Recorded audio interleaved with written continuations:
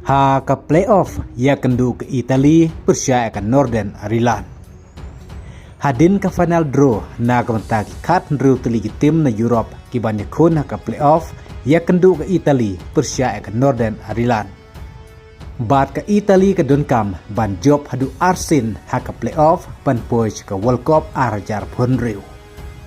Kata ke Dunkam ban job ningkong ia ke Northern Ireland ha ke jinglekai ke ban ningkong.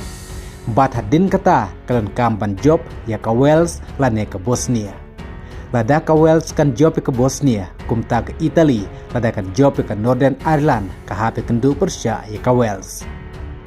Bat lada ke Bosnia ke job ke Wales, bat lada ke Itali ke job ke Northern Ireland, kumta ke Itali kalian kampan job ke Bosnia ban poj ke World Cup arjar arpun riu.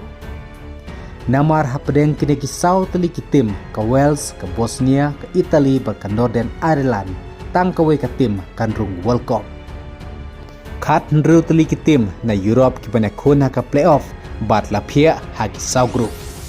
Bat kewe ke tim kan rung World Cup na kewe ke grup. Ha ke part A, ke don ke Itali, Persia ke Northern Ireland, ke Wales, Persia ke Bosnia. Kumtai kiba job hakasin kiba ningkong ken ha penyakun haka final. Nang ta haka part B ke Ukraine kena kun Persia ya ke Sweden, ke Poland kena kun Persia ya ke Albania.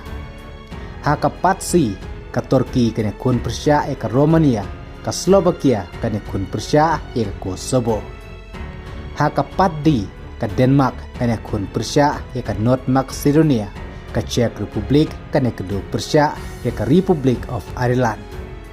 Kumta na kawe ke grup tibadon sau teliki tim tang kawe kan rung sya ke World Cup arjara pun riu. Kat nru teliki tim tang sau teli kenyo ban rung sya ke World Cup.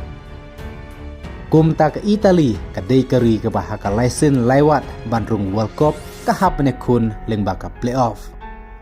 Bat kum taru saar teli kijing kun ke Itali ke dan kampan job pan yorung sya ke World Cup arjar pohon riu.